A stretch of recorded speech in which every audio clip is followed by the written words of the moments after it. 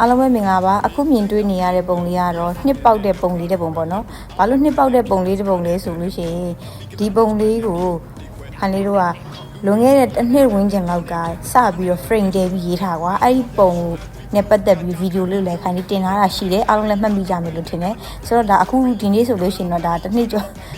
ပြည့်ကန်ဒီလောက်မှဒါပြန်တွေ့ရတာပေါ့နော်ပြန်တွေ့တဲ့အခါမှာခန်းလေးတို့အပေါ်ပိုင်းကိုမပြီးတာတွေကိုဆက်ရေးရပါတယ်ဆိုတော့ဒီပုံလေးကဒါကြောင့်မို့နှစ်ပေါက်သွားတဲ့ပုံလေးပဲဖြစ်ပါတယ်နှစ်ပေါက်တာလည်းတခြားတော့မဟုတ်ဘူးကွာ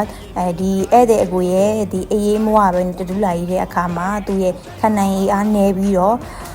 ခန်းလေးတို့ပုံပြီးအောင်ထိဆက်မကြီးဖြစ်သွားတာပေါ့နော်ဒါကြောင့်မလို့နှစ်ပေါက်သွားတာပဲဖြစ်ပါတယ်ဆိုတော့ဒီပုံလေးရဲ့ဈေးနှုန်းဆိုလို့ရှိရင်မတ်ပဲ6တင်းစာနဲ့ညီမျှပါတယ်ဆိုတော့